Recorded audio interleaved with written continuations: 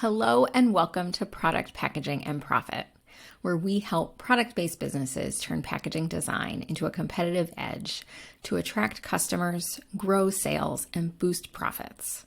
I'm Kelly Kemple. After 20 years of designing packaging for national retailers, I founded Hidden Path Creative, a graphic design studio that supports entrepreneurs with branding and packaging to get their products seen and sold. I'm sharing the secrets that launched big brands so your products can stand out. Let's get started. Welcome back to Product Packaging and Profit. I am so excited to have you here today. So if you're just joining us, or maybe you've been listening for a while, this is officially going to be episode 10 of the podcast. So we are now in the double digits, and I'm so excited about that. I started this podcast last year as a way to share tips and tricks, insights with product-based business owners as they are working on building their business and expanding their offerings and getting their products into stores. So I'm so proud of being able to say that there are now 10 episodes, and there's going to be quite a few more to come. But today I just want to take a step back and talk a little bit about owning a business, and there are some positives and negatives to that, right? So I think a lot of us that have started our own businesses crave some sense of freedom, but also being able to impact others with our business. I know for me, one of the biggest draws was having this freedom to create something myself, to serve my clients, but then be able to make those decisions about my business on my own. And, it's been really exciting over the last 2 years to come up with my core offer around packaging design, but then also try some different things. I've tried a few different things, some things that have worked really well and some things that haven't worked so well. And, there's lessons in both.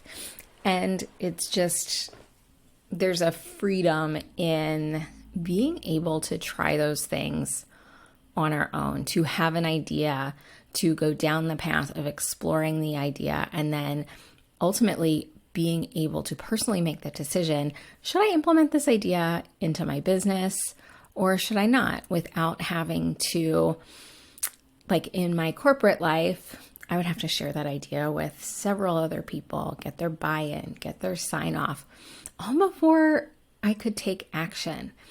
And one of the things that is most important to your success is being able to take action. So when we tamper that momentum with having to get approvals, sometimes it can kind of take the fun out of moving forward with those business ideas that we're super excited about.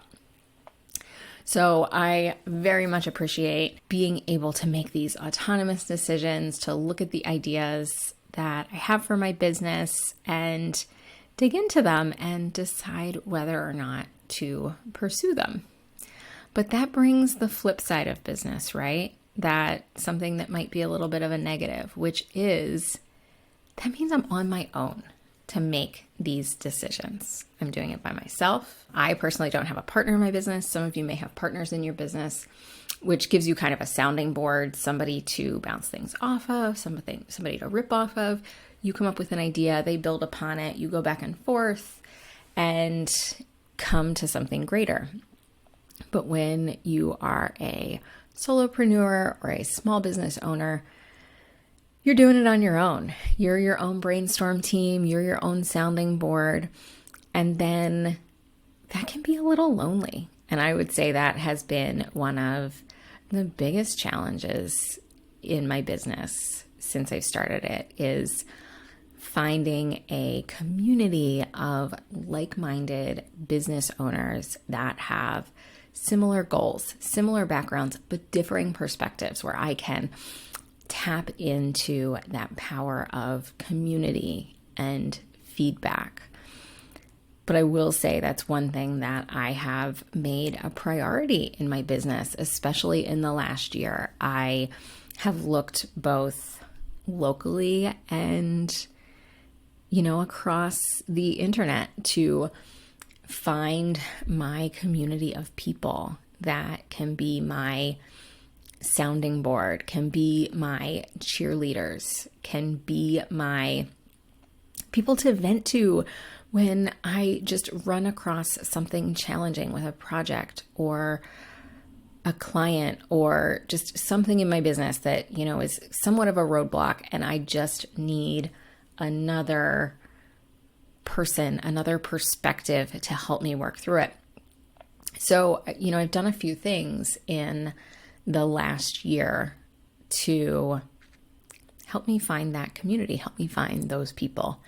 And you might do some of those same things. I've looked for, one of the easiest ways was looking for groups on the internet, going into Facebook groups of like-minded people and joining conversations there. Joining a group coaching program with weekly calls where I get to know the other business owners, they get to know me. We're all kind of moving and growing together. And then also having one-on-one calls with other business owners that I've met through these group channels to connect a little deeper, to either ask some specific questions or to just build that relationship. I now have a couple really great, I like to call them co-working friends, biz friends, that we meet on a regular basis. My one friend, we meet once a week for an hour and just do a check-in. It's a little bit social, it's a little bit accountability, it's a little bit brainstorm. And it provides me with that social aspect that you don't get working by yourself, but also that fresh perspective that you need to get outside of your own head. But the internet is no replacement for the energy that happens when you're in a room with other people. And that is why I have also prioritized attending in-person networking events specifically for entrepreneurs within my local community.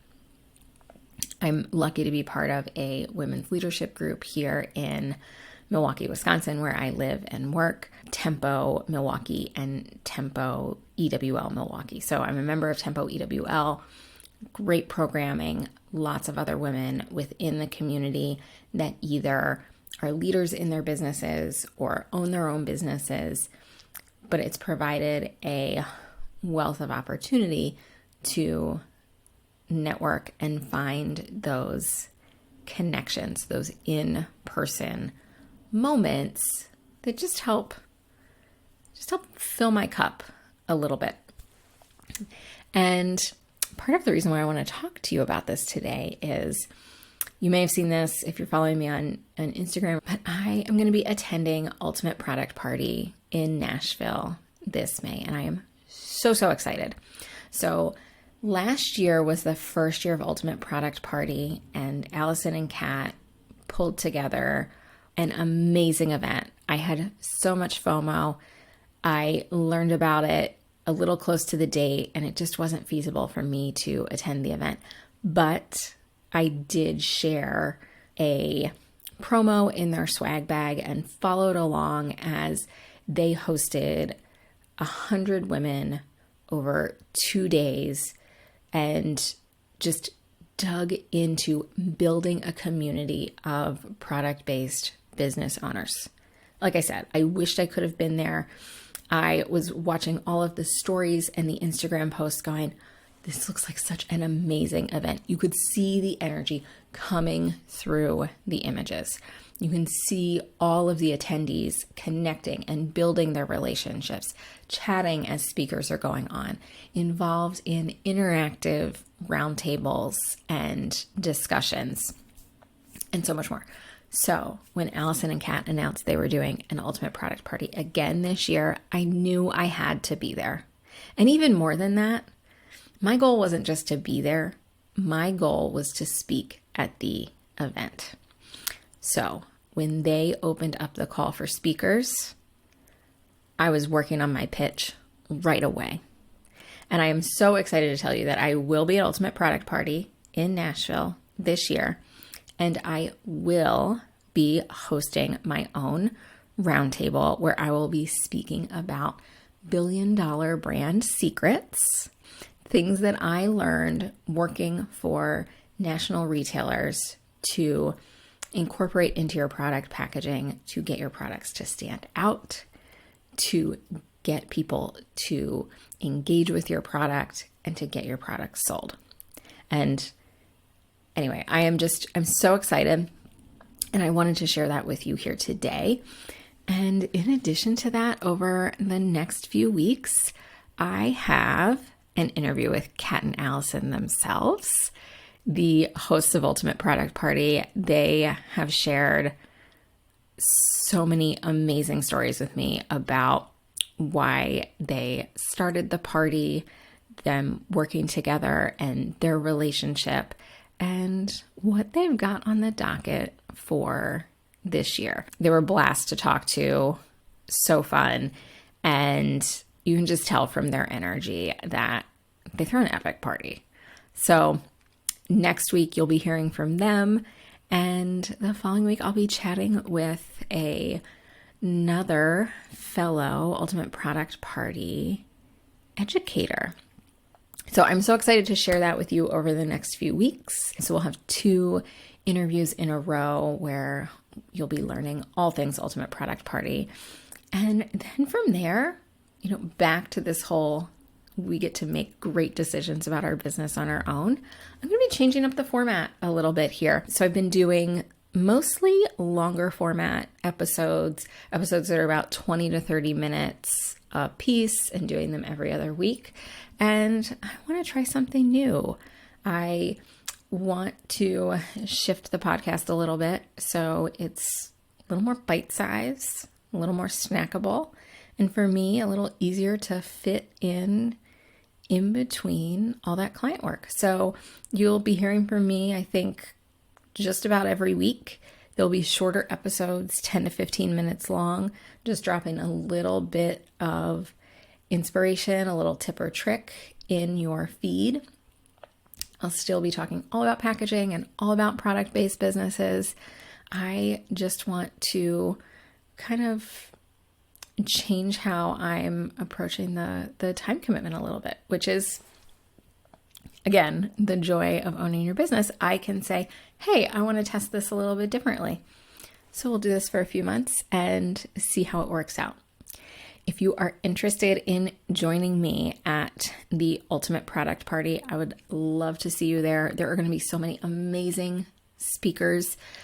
There will be keynotes, breakout sessions, roundtables. There will be some amazing product-based businesses sharing and selling their products as well, so you can support your fellow biz owners. So if you want to join me, I'd actually love to give you a little gift. If you head on over to hiddenpathcreative.com/UPP, there will be a link to order your Ultimate Product Party ticket.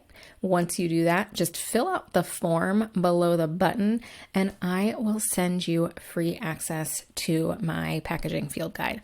If you're not familiar with the packaging field guide, it is my personal process for how I source packaging. So it will walk you through step by step how to find the right print partners, decide what's most important to you when it comes to ordering packaging, and how to analyze the packaging order to pick the most profitable packaging partner.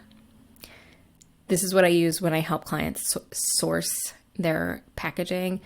Great tools in there. You get my packaging print directory with over 50 print vendors. You also get a spreadsheet that helps you analyze the costs and quotes that you're getting from the suppliers, as well as a workbook that just guides you through everything you need to know about picking your print partners. and that's usually $99. But if you get your ticket to Ultimate Product Party through my link, I will give you that packaging field guide as a free gift.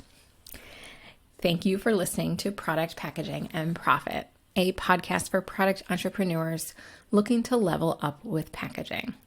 We hope you'll join us next time to hear more about how packaging can help propel profitable product businesses. And you won't want to miss some of the epic stories that Allison and Kat have to share with us.